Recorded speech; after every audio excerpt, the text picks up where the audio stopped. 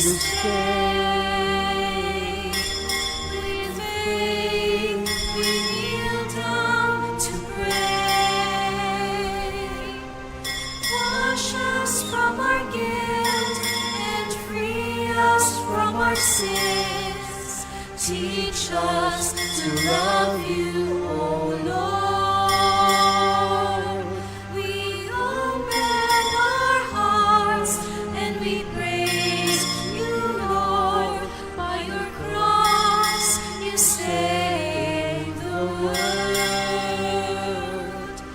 Forgive us our sins, have mercy on us. Teach us to love you, O Lord. Sa ngalan ng Ama, ng Anak, at ng Espiritu Santo, Amen. sumainyo ang Panginoon. At sumainyo rin.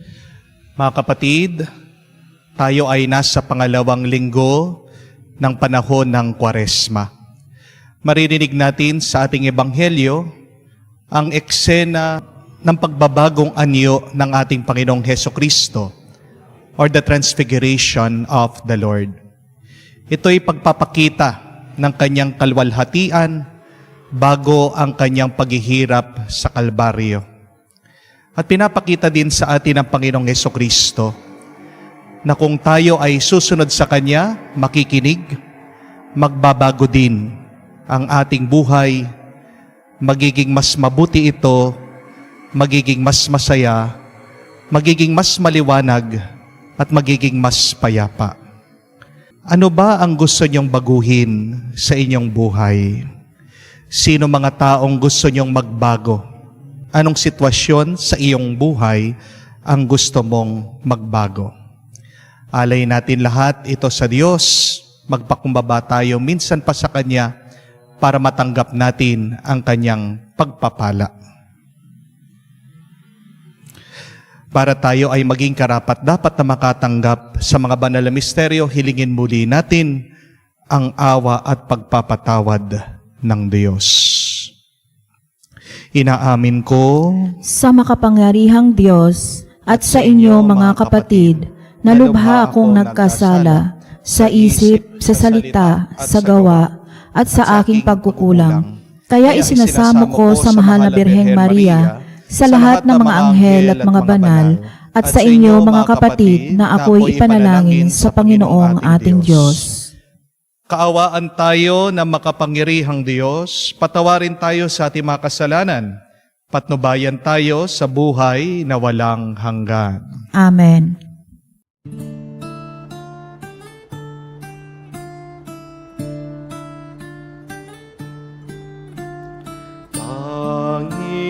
Panginoon, maawa ka. Panginoon, maawa ka.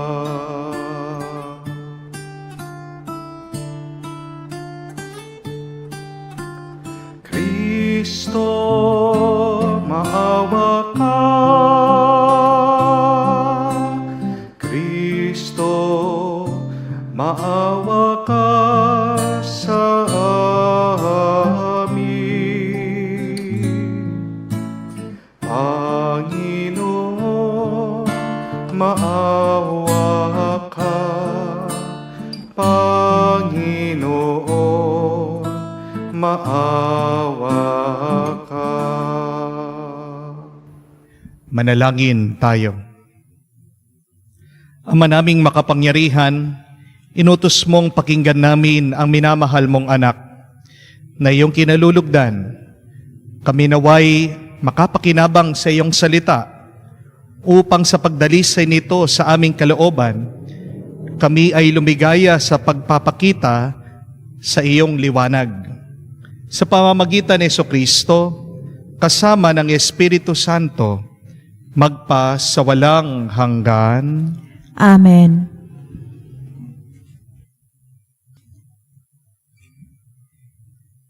Pagbasa mula sa aklat ng Genesis. Noong mga araw na yon, sinubok ng Diyos si Abraham. Tinawag siya ng Diyos at tumugon naman siya. Sinabi sa kanya, "Isama mo ang pinakamamahal mong anak na si Isahak at magpunta kayo sa lupain ng Moria. Umakyat kayo sa bundok na ituturo ko sa iyo at ihandog mo siya sa akin." Pagsapit nila sa dakong itinuro ng Diyos, gumawa ng dambana si Abraham. Nang sasaksakin na niya ang bata, tinawag siya ng anghel ng Panginoon at mula sa langit ay sinabi, "Abraham, Abraham, huwag mong patayin ang bata. Huwag mo siyang saktan. Naipakita mo nang handa kang sumunod sa Diyos sapagkat hindi mo ipinagkait sa Kanya ang kaisa-isa at pinakamamahal mong anak." Paglingon niya, may nakita siyang isang lalaking tupa na ang mga sungay ay napasabit sa mga sanga ng kahoy. Ito ang kinuha ni Abraham at iniandog kapalit ng kanyang anak. Mula sa langit, nagsalitang muli kay Abraham ang anghel ng Panginoon. Wika nito, "Akong Panginoon ang nangangako sa iyo, yamang hindi mo ipinagkait sa akin ang kaisa isa mong anak, pagpapalain kita. Ang lahi mo'y magiging sindami ng batuin sa langit at ng buhangin ng dagat. Lulupigin nila ang mga lungsod ng kanilang mga kaway sa pamamagitan ng iyong lahi. Pagpapalain ang lahat ng bansa sa daigdig, sapagkat ikaw ay tumalima sa akin." Ang salita ng Diyos. Salamat sa Diyos. Sa piling mo ng poong mahal ko'y laging namumuhay. Sa piling ng poong mahal, ako'y laging namumuhay. Laging buhay ang pag-asa, patuloy ang pananalig. Bagamat ang aking sabi, ako'y ganap na nalupig. Masakit sa kalooban ng poon kung may papanaw. Kahit ito ay isa, labis siyang magdaramdam. Sa piling ng poong mahal, ako'y laging namumuhay. Panginoon, naririto akong iyong abang lingkod, katulad ng aking ina. Maglilingkod akong lubos. Yamang ako'y iniligtas, kinalinga at tinubos. Ako ngayon maghahandog ng laing pasasalamat, ang handog kong palagi sa iyo ko ilalagak. Sa piling ng poong mahal, ako'y laging namumuhay. Kapag nagsama-sama ang lahat ng iyo'y inirang sa templo ng Jerusalem, ay doon ko ibibigay. Ang anumang pangako kong sa iyo ay binitawan. Sa piling ng poong mahal, ako'y laging namumuhay. Pagbasa mula sa sulat ni Apostol San Pablo sa mga taga-Roma. Mga kapatid, kung ang Diyos ay panig sa atin, sino ang laban sa atin? Hindi niya pinagkait ang sarili niyang anak, kundi ibinigay para sa ating lahat. Kung naipagkaloob niya sa atin ang kanyang anak, hindi ba niya ipagkakaloob sa atin ang lahat ng bagay kasama ng kanyang anak? Sino ang mag-aharap ng sakdal laban sa mga hinirang ng Diyos? Gayong ang Diyos ang nagpawalang sala sa kanila. Sino nga ang hahatol ng kaparusahan? Si Kristo Jesus bang nasa kanan ng Diyos. Siya pa nga ang namatay at muling binuhay at ngayon namamagitan para sa atin. Ang salita ng Diyos. Salamat sa Diyos.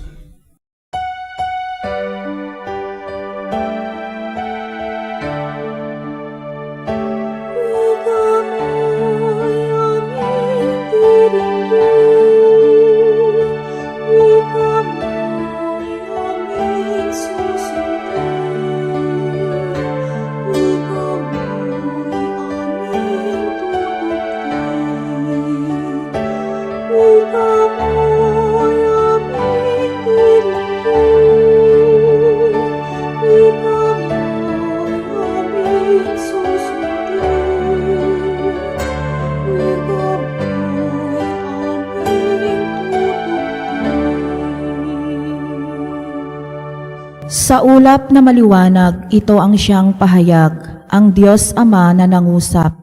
Ito ang mahal kong anak, lugod kong dinggin ng lahat. Sumainyo ang Panginoon. At sumainyo rin. Ang mabuting balita ng Panginoon ayon kay San Marcos. Papuri sa iyo, Panginoon. Nung panong iyon, umakyat si Jesus sa isang mataas na bundok. Wala siyang isinama kundi sina Pedro, Santiago at Juan. Samantalang sila'y naroroon, nakita nilang nagbagong anyo si Jesus. Nagningning ang kanyang kasuotan at naging puting-puti. Ano pat walang sino man makakapagpaputi ng gayon. At nakita ng tatlong alagad, si Moises at Elias, na nakikipag-usap kay Jesus. Sinabi ni Pedro kay Jesus, "Guro, mabuti pa'y dumito na tayo. Gagawa po kami ng 3 kubol. Isa sa inyo, isa kay Moises, at isa kay Elias." Hindi nalalaman ni Pedro ang kanyang sinasabi sapagkat masyado ang takot niya at ng kanyang mga kasama. At nililiman sila ng isang alapaap at mula rito may tinig na nagsabi, "Ito ang minamahal kong anak. Pakinggan niyo siya." Pagdaka, tumingin ang mga alagad sa paligid nila at nakitang wala na silang kasama roon kung hindi si Jesus. Habang bumababa sila sa bundok, ay mahigpit na itinagubilin sa kanila ni Jesus. "Huwag ninyong sasabihin kanino man ang inyong nakita hanggang hindi muling nabubuhay ang anak ng tao." Sinunod nila ang tagubiling ito, ngunit sila'y nagtanungan kung ano ang kahulugan ng sinabi niyang muling pagkabuhay. Mga kapatid, ang mabuting balita ng Panginoon. Pinupuri ka namin, Panginoong Hesukristo. Magandang araw po muli sa inyong lahat. Magandang araw din po, Father. Pinagdarasal po namin na kayong lahat, ating mga online mass goers, ay naway manatiling maganda ang inyong kalagayan, maganda ang inyong kalusugan, at mabuti at masaya ang inyong mga kaisipan. Amen? Hindi ko po alam kung nakakita na kayo ng chameleon. Yung mga chameleon po ay reptile, para mga malalaking butiki. At nag-iiba po yung kulay ng mga chameleon. Nag-blend po sila sa kanilang mga kapaligiran, sa kanilang environment. Yun po yung defense mechanism po ng chameleon. Para hindi po sila makita ng mga ibang hayop, ng mga predator, para sila po ay manatiling ligtas. Nung po minsan, ako po ay nanunood ng isang dokumentaryo, ng isang palabas. At napaka-interesting po ng aking nalaman tungkol sa mga chameleon. Na pag malapit na palang mamatay, itong hayop na ito, lalabas po yung lahat ng mga pinakamagandang kulay niya sa kanyang balat. Makikita mo, dito palang lalabas, magpapakita ng napakatingkad na kulay. Di po ba napakasayang nito na ang ganda talaga ng totoong kulay ng chameleon. Very colorful po siya. Pero habang nung siya'y nabubuhay, tinatago niya ito. Di po ba parang tayo lang, makaka-relate tayo dito? Di ba marami po sa atin ganyan? Tinatago natin yung kagandahang loob natin, yung ating kabutihan, yung ating kabanalan. Kailan lumalabas yung ating magandang pagkatao? Kapag malapit na tayong mamatay. Kapag alam na natin na malapit na ang katapusan. Kapag alam natin na nauubos na ang ating oras at panahon. Marami po sa ating ganyan, di ba? Meron po mga ibang tao na buong buhay nila nag-iipon ng pera, nagtitipid, napakakuripot. Pero kapag sobrang tanda na, doon pa lang naiisipan na sila'y magbakasyon, sila'y gumastos, pero hindi na po nila ma-enjoy yung kanilang inipon na pera. Bakit? Paano pa sila makakapasyal? Sumasakit na yung kanilang mga tuhod. Paano pa sila makakakain? Ang dami na po bawal sa kanila. Paano pa nila mai-enjoy? Hindi na sila makaalis-alis sa kanilang mga bahay at tahanan. Meron pong iba, nung malakas sila at nangangailangan ang kanilang mga kapatid, ayaw nilang bigyan ng pera. Ayaw nilang bigyan ng mana. Kailan binigyan ng pera? Noong may sakit na. Nung nakaratay na yung kanilang mga kapatid at malapit ng mamatay. Yun yung nakakalungkot, hindi po ba? Bakit kung kailan patay na, doon palang magbibigay ng pera? Ang tanong, mai-enjoy pa ba ng kapatid mo ito? Ang tanong, magagamit pa ba ng iyong minamahal mo ito na nandun na sa kabaong? Bakit ang iba, hindi po nila maunawaan ito? Hindi po ba? Na hindi natin maidadala sa hukay ang ating mga inipon na pera. Paulit-ulit nating naririnig ito, paulit-ulit nating sinasabi, hindi mo madadala sa kamatayan ang inipon mo. Pero napakatigas ng ating ulo. Nananatili tayong makasarili, ganid at matakaw sa pera. Di po ba? Alam natin yan. Ang sarap ng pera ay pag ginagastos mo ito. Ang sarap ng pera ay pag binabahagi mo, binibigay mo, sineshare mo sa ibang tao. Tingnan niyo po, ang dami dyan.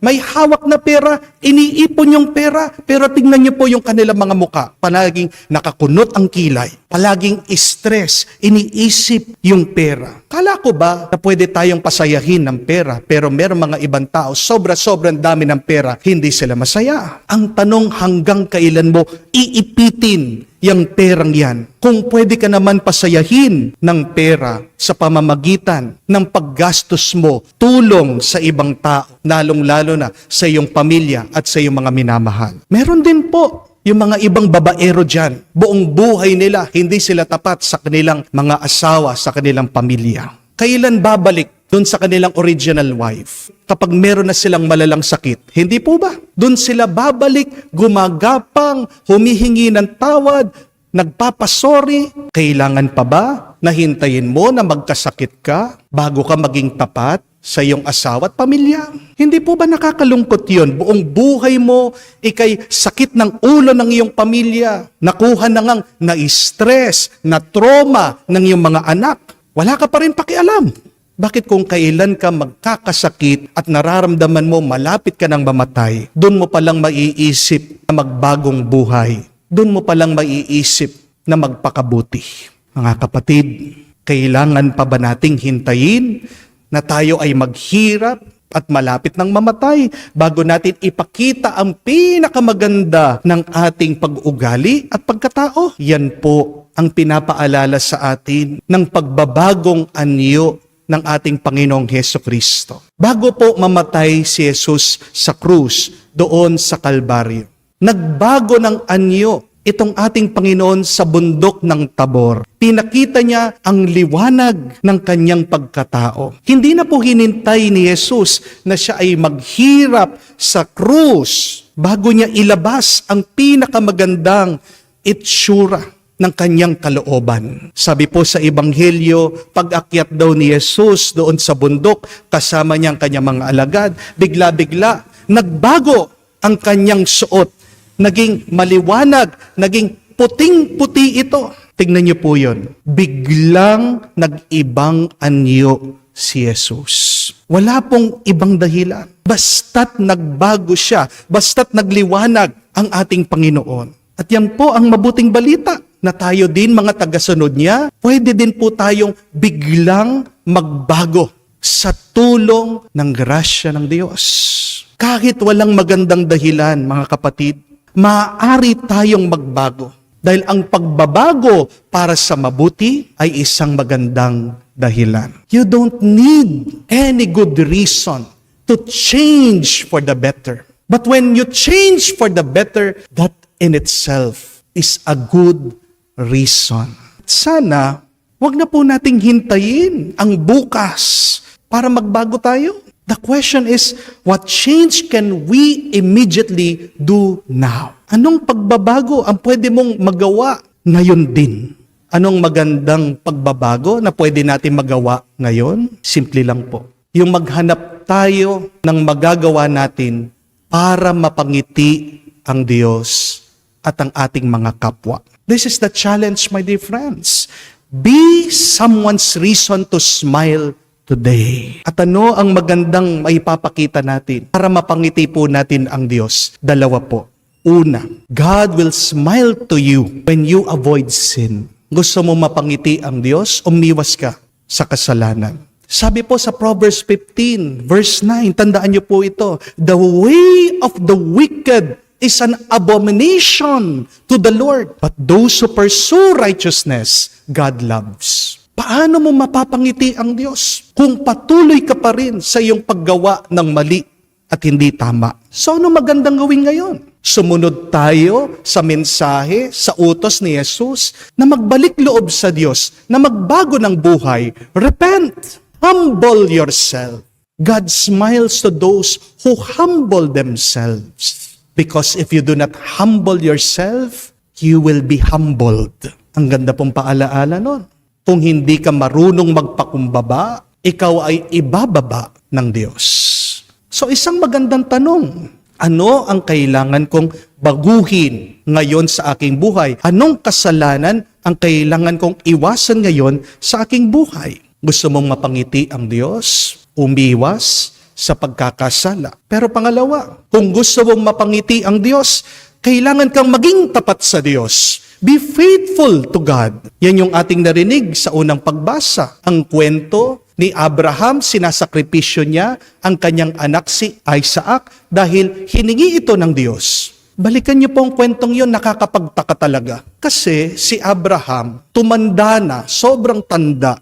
Ito lang yung kanyang dasal sa Diyos na magkaroon ng anak. At nung binigay ng Diyos itong kanyang anak nung mga 90 years old na siya, ano naman hiningi ng Diyos? Isakripisyo mo yung anak mo sa akin. Pero hindi po nagreklamo si Abraham sa Diyos. Hindi niya kinwestiyon ang kagustuhan ng Diyos. Nung hiningi ni Yahweh ang kanyang anak, walang pag-aalinlangan sa kanya, walang dalawang isip, sumunod siya. At dito nakita ng Diyos ang kanyang katapatan.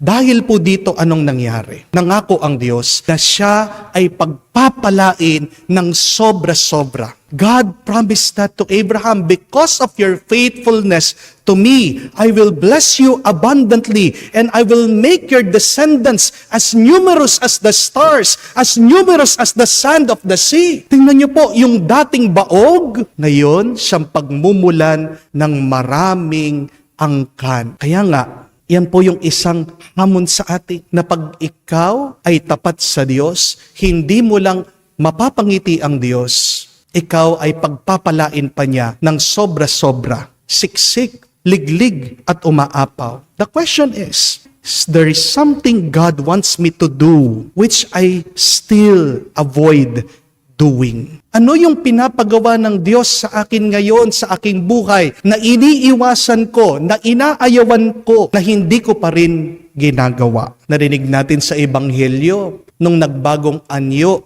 ang ating Panginoong Hesukristo, meron daw silang narinig na isang boses sa alapaap sa langit. Sabi, ito ang aking minamahal na anak, sundan niyo siya. Mga kapatid, kapag pinakikinggan natin, sinusundan si Jesus, ang anak ng Diyos, napapangiti din natin ang Diyos Ama. At ikaw ay pagpapalain lang sa pamamagitan ng pagsunod sa likod ni Jesus. Alam niyo po, marami po sa atin, eksperto sa pagpapaluha sa iba. Di po ba? Diyan tayo magaling eh. Tayo madalas sa nagiging dahilan ng lungkot ng ibang tao. Pero sana naman po, kung ma-realize nyo ito, kung mapagtanto nyo, na madalas kayo ang nagiging dahilan ng luha ng iba.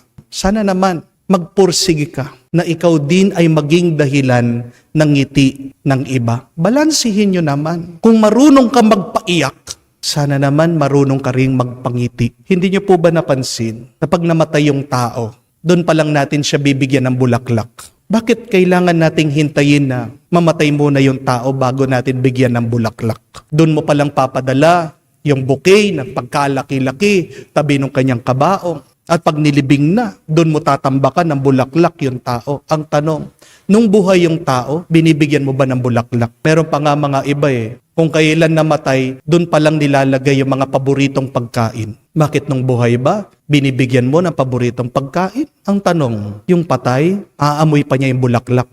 Yung bangkay, ma-appreciate pa ba niya yung ganda ng mga binibigay mong bulaklak? Di ba hindi? Ang tanong, binibigyan nyo, pinagluluto nyo ng pagkain yung patay. Dinadala nyo pa sa sementeryo. Inaalay nyo doon sa patay. Matitikman pa ba niya?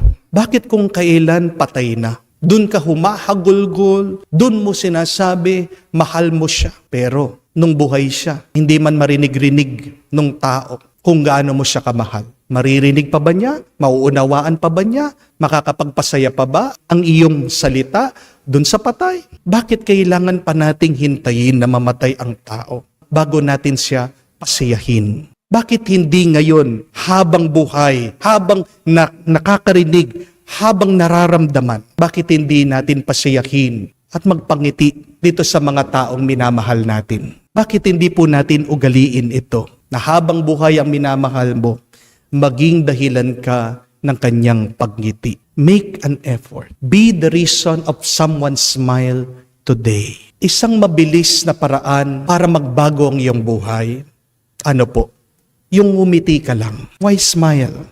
Because smile, remember, is your happiness under your nose. Hinahanap natin yung tuwa sa labas. Nakakalimutan natin ang tuwa nandito na sa ating kalooban. Smile because you can change somebody. Nakakahawa po ang ngiti. Kahit na may nararamdamang kasakit, kahit na may iniisip kang pangamba, try to smile. It can change someone's life today. And smile for God. Why? Because your smile is your shortest prayer of gratitude that you can offer to God. Nahihirapan kang magdasal, anong kailangan mong gawin? Ngumiti ka. Tandaan niyo po yung napakagandang kasabihan that your life is God's gift to you. What you do with your life is your gift to God. Ang buhay na ito ay regalo ng Diyos sa atin.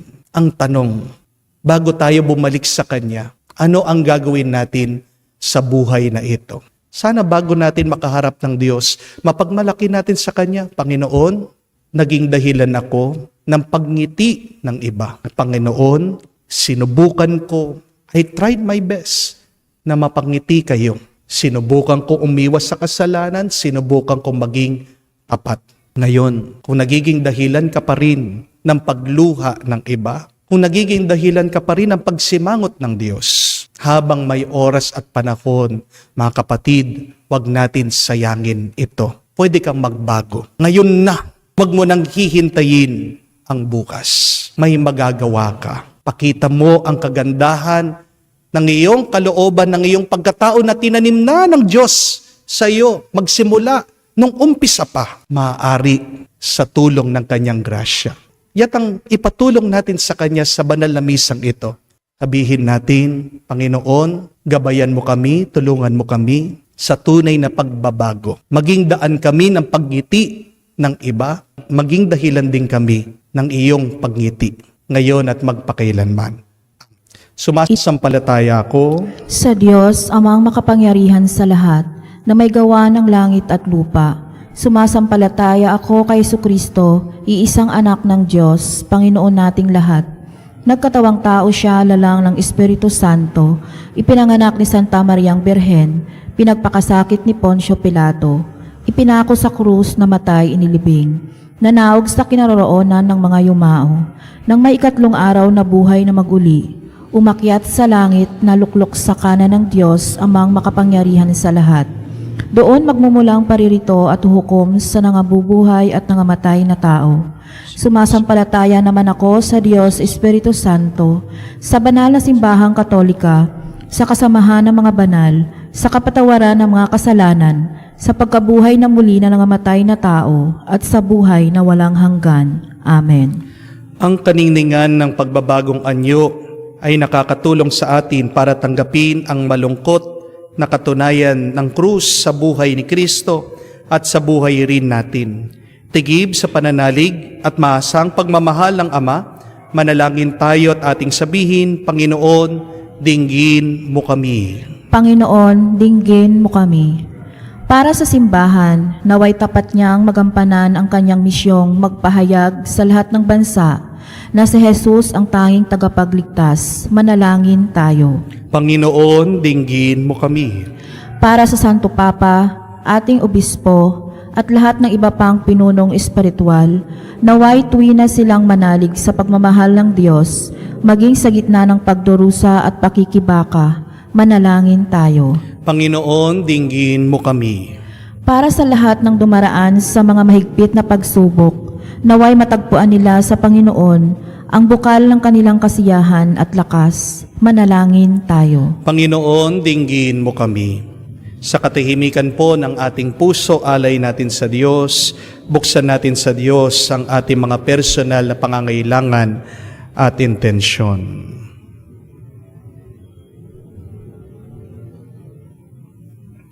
O Diyos, Ama namin, bukal ng lahat ng lakas at kasiyahan, gawin mo kaming tapat sa iyong hanggang kamatayan.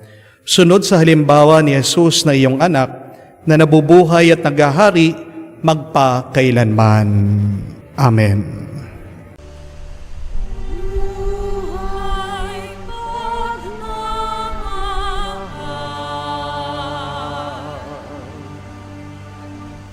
alak at tinapay, sana'y tanggapin mo ang minamahal.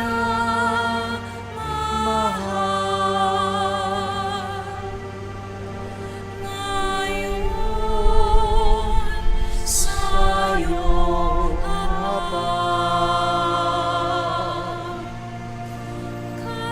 kami nag-aalay, alak at tinapay, alay ng iyong bayan.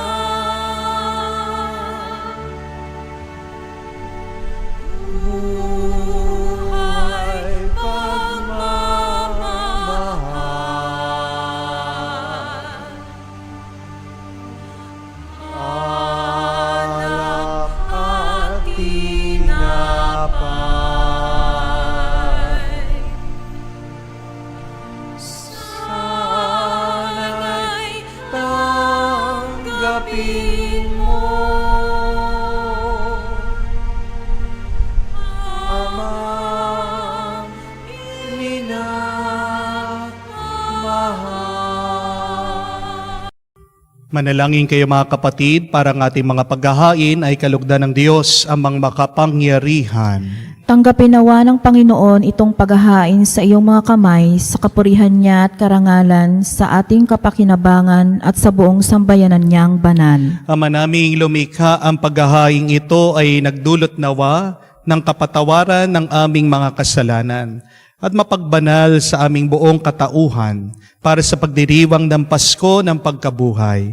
Sa pamamagitan ni Jesucristo kasama ng Espiritu Santo, magpasawalang hanggan. Amen. Sumainyo ang Panginoon. At sumainyo rin. Itaas sa Diyos sa inyong mga puso at diwa.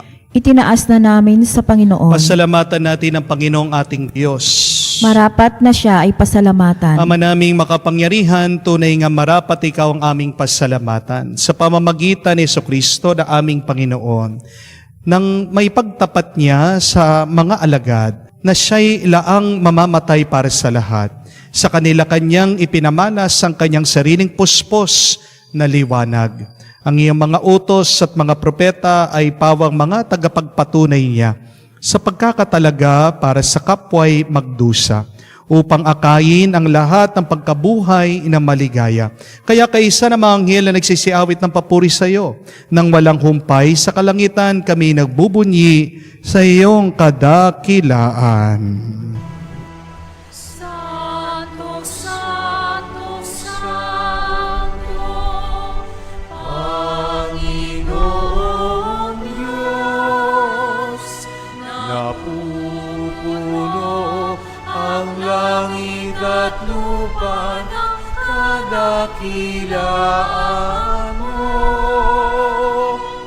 Hosana, Hosana, Hosana sa kaitaasan. Hosana, Hosana, Hosana sa kaitaasan. Pinapala ang naparirito sa ngalan ng Panginoon. Hosana, Hosana, Hosana sa kaitaasan.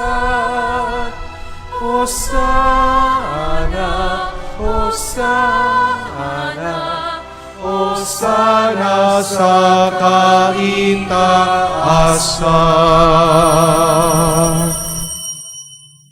Ama naming banal, ikaw ang bukalan tanang kabanalan. Kaya't sa pamamagitan ng iyong Espiritu, gawin mong banal ang mga kaloob na ito, upang para sa amin maging katawan at dugo ng aming Panginoong Heso Kristo. Bago niya pinagtiis ang kusang loob na maging handog, hinawakan niyang tinapay, pinasalamatan kanya, pinaghati-hati niya iyon, inabot sa kanyang malagad at sinabi, tanggapin ninyong lahat ito at kanin. Itong aking katawan ay hahandog para sa inyo.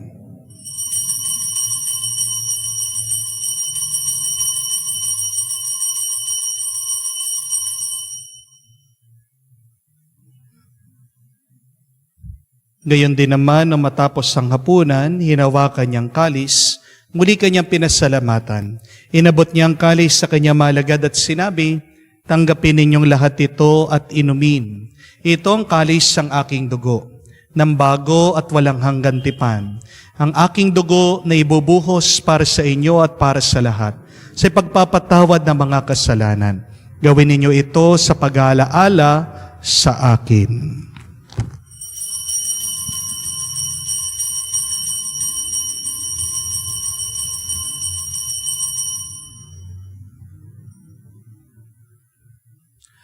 Ang misteryo ng pananampalataya.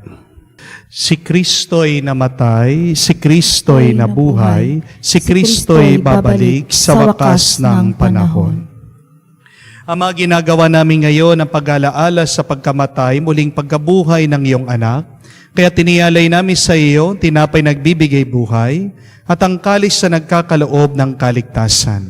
Kami nagpapasalamat dahil kami yung minarapat na tumayo sa harap mo para maglingkod sa iyo. Sinasamo namin kami magsalo-salo sa katawan at dugo ni Kristo ay mabuklod sa pagkakaisa sa pamamagitan ng Espiritu Santo. Amalingapin mong iyong simbahan, laganap sa buong daigdig. Puspusin mo kami sa pag-ibig.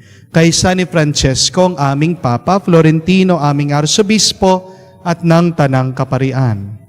Alalahanin mo rin ang aming mga kapatid na nahihimlay, may pag-asang muling mabubuhay. Gayon din lahat ng mga pumanaw, kawan mo't sila't patuloyin sa iyong kaliwanagan. Kawan mo't pagindapating kaming lahat, makasalo sa buhay na walang wakas. Kaisa na Mahala Birhen Maria, Ina ng Diyos, kaisa na mga apostol, lahat ng mga banal, na namumuhay dito sa daigdig ng kalugod-lugod sa iyo. May pagdiwang nawa namin ang pagpupuri sa kararangal mo sa pamamagitan ng iyong anak kaming Panginoong Heso Kristo. Sa pamamagitan ni Kristo, kasama niya at sa Kaniya, ang lahat ng parangal at papuri ay sa iyo, Diyos Ama, makapangyarihan, kasama ng Espiritu Santo, magpasawalang hanggan. Amen, amen, amen. Sa nakakagaling na utos sa turo ni Jesus, tayo ngayon ay magdasal sa panalangin sa tagubilin na nakakagaling na utos sa turo ni Jesus sa Panginoon natin at Diyos, ipahayag natin ng lakas loob.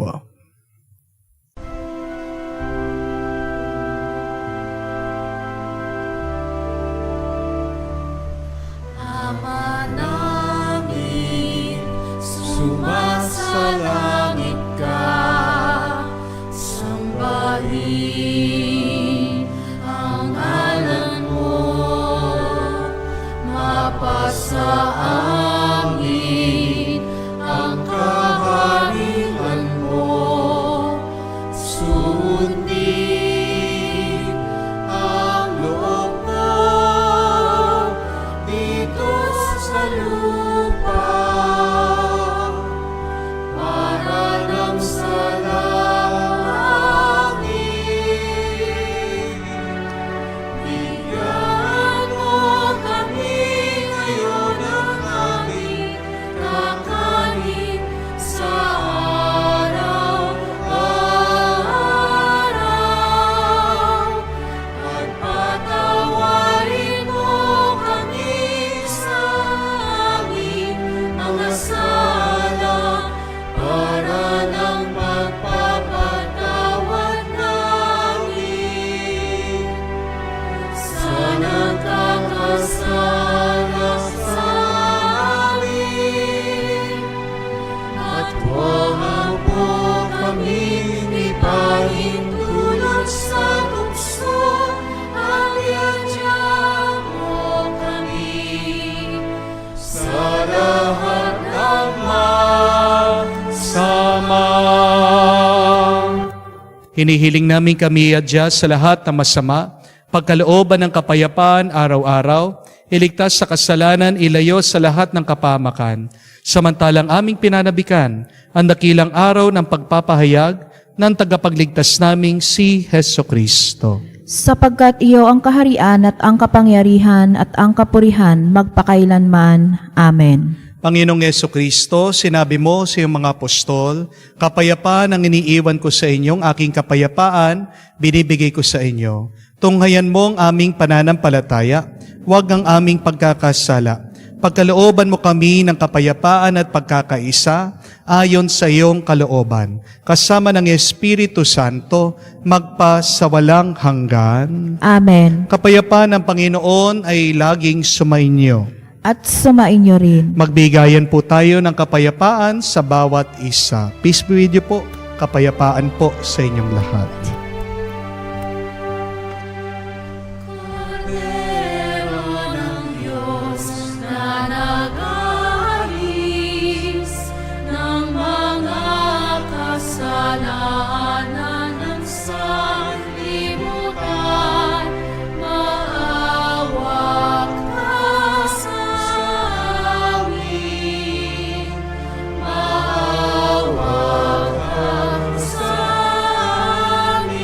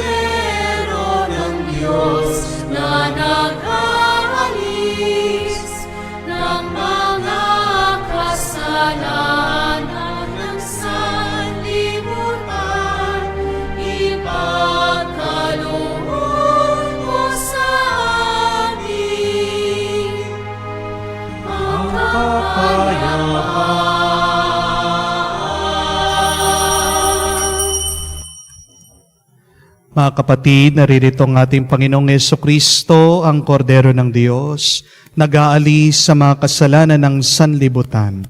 Mapalad tayong lumalapit sa piging ng Kordero. Panginoon, hindi ako karapat-dapat na magpatuloy sa iyo, ngunit sa isang salita mo lamang ay gagaling na ako.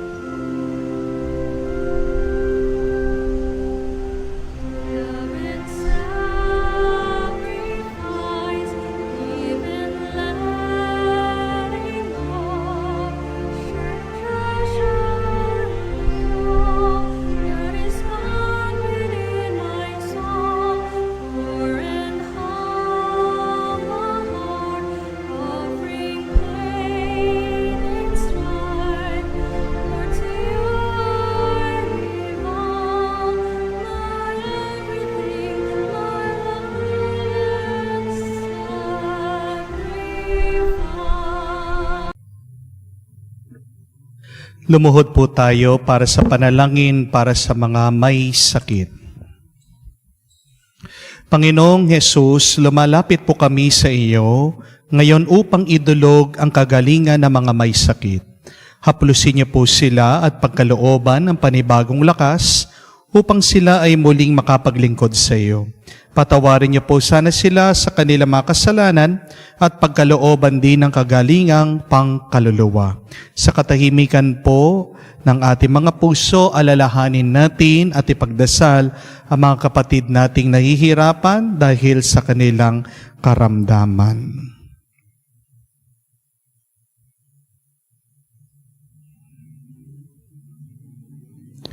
Hinihiling namin ito sa ngalan ni Kristo, aming Panginoon.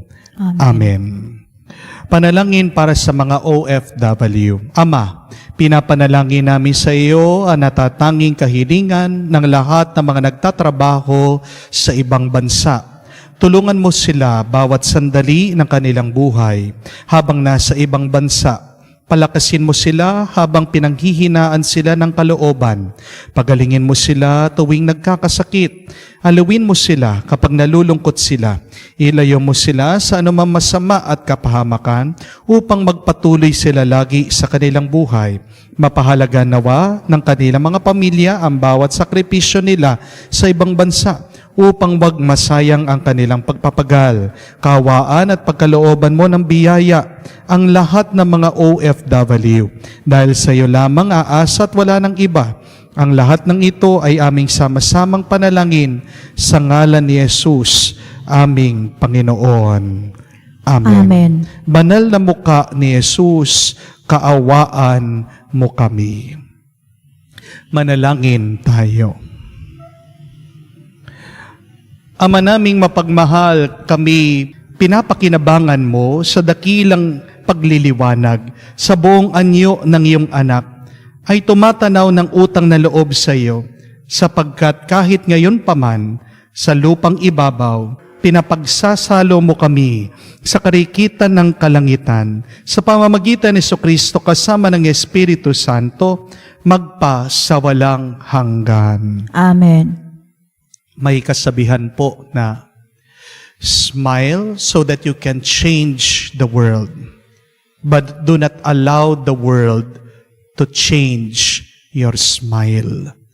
Alam ko po, mayroong mga iba sa inyo ayaw ngumiti dahil may dahilan, nasaktan o nahihirapan sa kasalukuyan. Pero ano man ang ating pinagdadaanan, mga kapatid, kung tayo po ay nagtitiwala sa Diyos, alam natin na hindi niya tayo pababayaan. Balikan niyo ang pangalawang pagbasa, napakaganda din po. Sabi, kung nga ang Diyos Ama binigay niya ang kanyang anak para sa atin, ano pa kaya ang hindi niya pwedeng ipagkaloob sa atin? Kung yung pinakamahalagang bagay sa kanya, mahal na mahal niya ang kanyang anak, binigay niya. Yung pa kayang grasya na hinihingi mo, ipagkakait niya sa iyo. Kaya nga, the quickest way so that you can show your gratitude to the Lord every day is through your smile. Kahit na nahihirapan ka, ngumiti ka, hindi mo alam, ikaw din ay makakapagpangiti ng iba, makakapagpasaya ng iba. May kabutihan na tinanim ang Diyos sa ating buhay, naway ilabas natin ito sa ating pananalita, sa ating pagkilos, sa ating pakikitungo sa iba. Magpangiti ka ng iba at ikaw ay pagpapalain din ng Diyos. Sumainyo ang Panginoon At sumainyo rin. at kayo ay pagpalain ng Diyos sa may kapal, sa ngalan ng Ama, ng Anak, ng Espiritu Santo. Amen. Ang ating misa ay natapos na, humayo kayo sa kapayapaan ni Kristo. Salamat sa Diyos.